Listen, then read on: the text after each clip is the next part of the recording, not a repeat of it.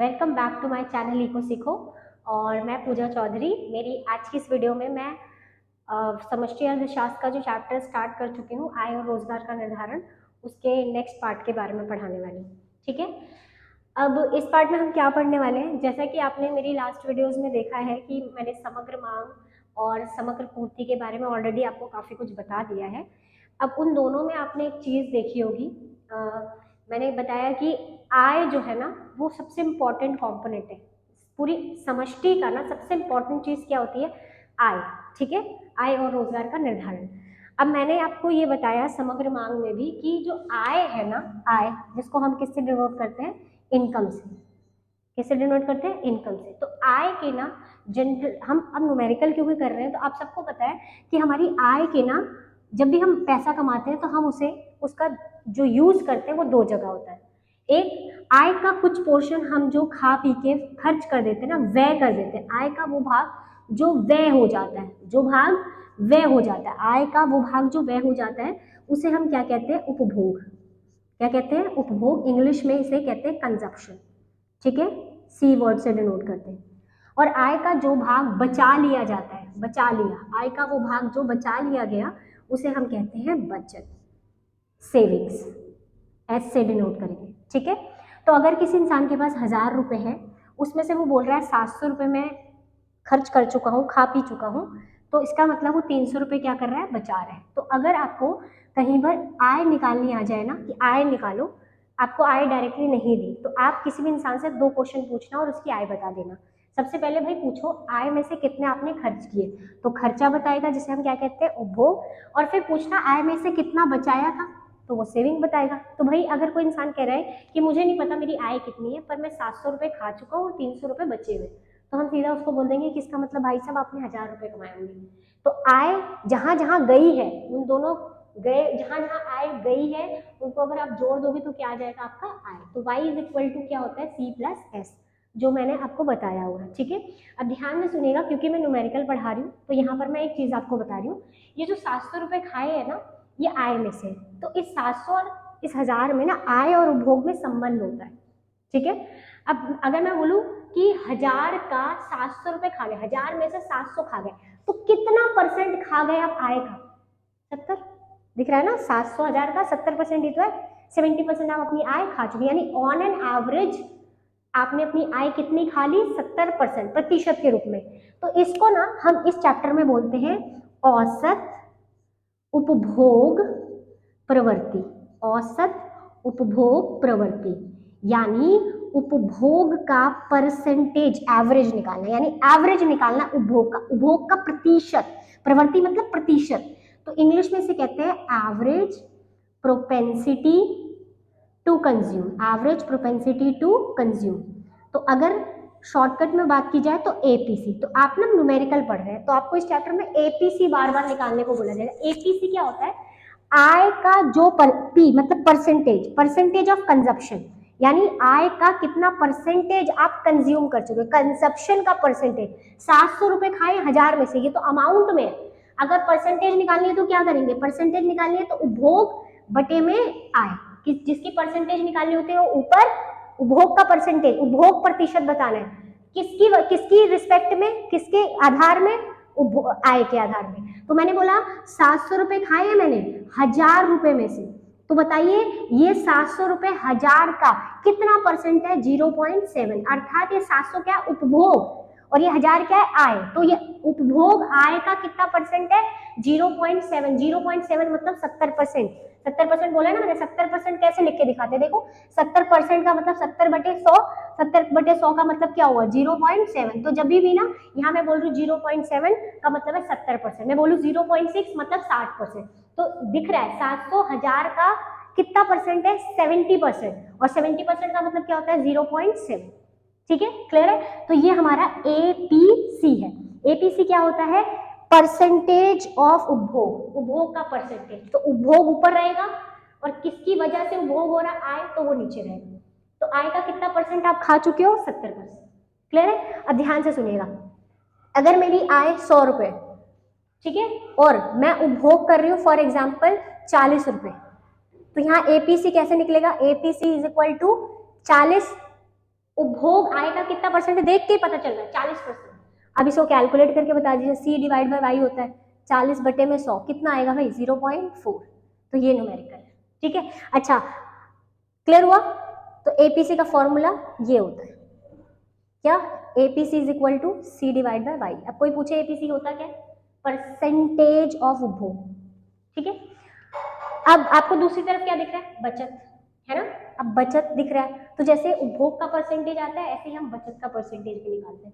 बचत का परसेंटेज कैसे निकालेंगे, देखिए 300 रुपए किस में से बचाए, 1000 में से। तो ये 300 1000 का कितना परसेंट है, 30%, अर्थात ये बचत आय का कितना प्रतिशत है, 30%। तो जब बचत का परसेंटेज निकालना हो ना, बचत का प्रतिशत को क्या कहते हैं, औसत बचत का प्रतिशत, औसत बचत प्रतिशत, प्रवृत्ति बोलते हैं, ठीक है। इंग्लिश में कहेंगे एवरेज प्रोपेंसिटी टू कंज्यूम, नहीं है सेव है। कैसे निकालेंगे, एस डिवाइड बाय वाई। 300 रुपए बचाए 1000 में से, तो ये 300 1000 का कितना परसेंट है, 0.3, ठीक है। तो ये एपीसी और ये एपीएस इस तरीके से कैलकुलेट किया जाता है। आपकी बुक में बहुत सारे क्वेश्चन हैं, आप उसे ट्राई कर सकते हो जहाँ पर आपको एपीसी और एपीएस कैलकुलेट करना आएगा, ठीक है। जैसे मैं एक एग्जाम्पल दे देती हूँ, इनकम 100 है, 200 है और 300 है, ठीक है। आपको यहाँ पर कंजप्शन दिया है, कंजप्शन दिया है, मान लीजिए यहाँ पर है 60, उसके बाद कंजप्शन की वैल्यू है 100 और उसके बाद कंजप्शन की वैल्यू मान लीजिए 150, ठीक है। तो आपको पहले तो बोला एपीसी निकालिए और एपीएस निकालिए, तो पहले तो कंजप्शन दिया है तो सेविंग्स भी निकाल लीजिए। सेविंग्स कैसे निकलेगी बताइए, वाई माइनस सी। 100 रुपए कमाए, 60 खाए तो बचाए कितने, 40। 200 में से 100 खा गए तो बचाए कितने होंगे, 100। 300 में से 150 खर्च हो गए तो बचे कितने, 150।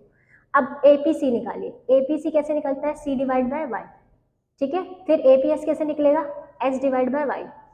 मैं समझाने के लिए फॉर्मूला यूज करिए, ऐसे समझ लीजिए। 60 रुपए खाए हैं 100 में से, तो 60 बटे में 100, 60 रुपए 100 में से खाए, कितना परसेंट खा लिया, 60%, 0.6। फिर 100 रुपए खा लिए, कितनी इनकम थी भाई, 200 रुपए। 100 रुपए खाए हैं 200 में, तो ये 100 200 का कितना परसेंट है, 0.5। फिर 150 रुपए खाए हैं कितने में से, 300 में से, तो कितना खाया है, 0.5। क्लियर हो गया। इसके बाद एपीएस निकालिए, 40 रुपए सेविंग्स है, कितने में से, 100 में से, तो ये 40, 100 रुपए इनकम में से 40 रुपए बचाए, तो कितना परसेंट बचाए, 40%, 0.4। फिर 100 आपने फिर कितने बचाए, 100, कितने में से, जब आपकी 200 रुपए इनकम थी, तो कितना परसेंट बचाए, 0.5। फिर कितनी सेविंग करी है, 150, 150 सेविंग है, कितने में से, 300 में से, तो कितना परसेंट आपने सेव किया, 0.5। तो इस तरीके से एपीसी और एपीएस कैलकुलेट किया जाता है, ठीक है। अब हम क्या पढ़ने वाले हैं,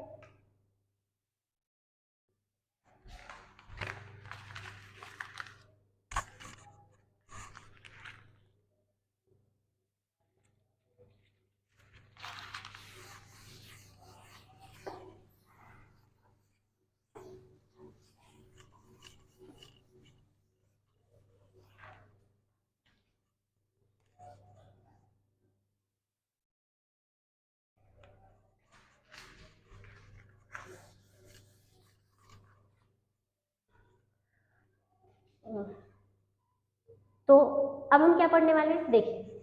अब जैसे कि मैंने आपको बोला, हमारे पास ना दो तरह की आय होती है। एक होती है नॉर्मल आय, आय जिसे हम कहते हैं आय, वाई से डिनोट करते हैं। अब मान लीजिए एक इंसान ना 1000 रुपये कमा रहा था, कितने कमा रहा था, 1000। अब उसकी आय में ना उसे मान लीजिए 200 रुपये एक्स्ट्रा मिले, 200 रुपये क्या मिले, एक्स्ट्रा।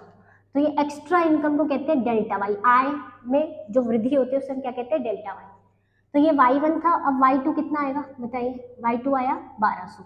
यानी मेरी इनकम, ध्यान से सुनिए, पहले 1000 थी और फिर कितनी हो गई, 1200। ये y1 ये y2। अब इनके बीच का जो अंतर होता है हम उसे क्या कहते हैं, डेल्टा वाई।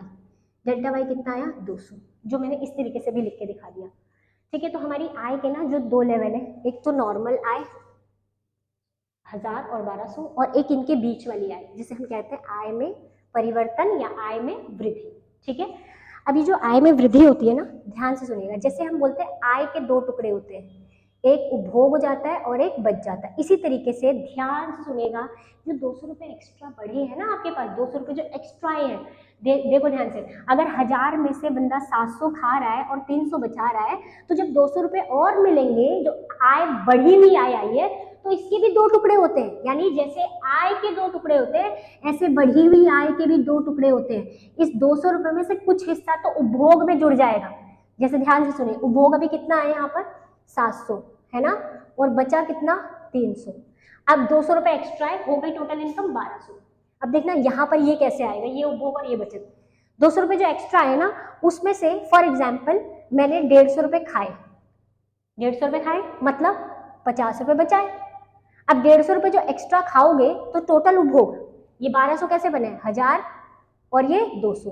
इस 1000 में से 700 रुपये खाए थे आपने ऑलरेडी, और 200 में से कितने और खाए, 150। तो इसका मतलब 1200 की इनकम पे अगर मैं उपभोग निकालूं सॉरी, तो उपभोग कितना आ रहा है 850। ठीक है, उसके बाद बचत बताइए, बचाए कितने थे पहले 300, फिर 200 रुपये में से 50 और बचाए, तो टोटल बचत कितनी आ रही है 350। ठीक है, तो इस तरीके से हमारी 1200 में से 850 का उपभोग हुआ और 350 की बचत हुई, टोटल मिला के कितना आ गया 1200। समझ रहे, ये 850 कैसे आया, पहले 700 पुराने वाली आय में से, 1000 में से, और फिर 200 रुपये भी जुड़े, तो 200 में से कितने खाए हमने 150। ठीक है, तो अब मैं क्या बताना चाहती हूँ, मैं ये क्यों बता रही हूँ, ध्यान से सुनिए। जैसे आय के 2 टुकड़े हैं, ऐसे बढ़ी हुई आय के भी 2 टुकड़े होते हैं। एक जो उपभोग में जुड़ जाता है 150 रुपये, देखो 850, अगर मैं बोलूँ उपभोग कितना बढ़ गया, 700 से 850 कैसे हुआ, तो 150, ये जो 150 रुपये एक्स्ट्रा बढ़े हैं ना, ये बढ़े हुए उपभोग है, और ये बढ़ा हुआ उपभोग किसमें से निकल के आ रहा है, बढ़ी हुई आय में से। अच्छा, फिर ये बचत में देखो, बचत कितनी बढ़ी है 50 रुपये, तो जो 50 रुपये एक्स्ट्रा बढ़े हैं ना, इसे कहते हैं बढ़ा हुआ सेविंग, और ये बढ़ा हुआ सेविंग भी किसमें से निकल के आ रहा है, बढ़ी हुई आय में से। तो जैसे आय के 2 टुकड़े होते हैं, ऐसे बढ़े हुए आय के भी कितने टुकड़े होते हैं, 2। एक बढ़ा हुआ उपभोग, एक उपभोग में जुड़ता है, जिससे उपभोग बढ़ जाता है, तो जो पोर्शन उपभोग में जुड़ता है उस पोर्शन को हम क्या कहते हैं, बढ़ा हुआ उपभोग, और जो बचत में जुड़ जाता है 50 रुपये, उससे बचत बढ़ जाएगी, तो ये 50 रुपये क्या कहलाएगा, बढ़ा हुआ बचत। ठीक है, अब ध्यान से सुनिए, जब हम ये चेक करते हैं कि उपभोग आय का कितना प्रतिशत है, उसे कहते हैं एपीसी, और जब हम चेक करते हैं कि बचत आय का कितना प्रतिशत है, एपीएस। ठीक है, अब यहाँ देखिए ध्यान से, ये आय नहीं है, ये बढ़ी हुई आय है, ये उपभोग नहीं है, ये बढ़ा हुआ उपभोग है, ये बचत नहीं है, बढ़ी हुई बचत है।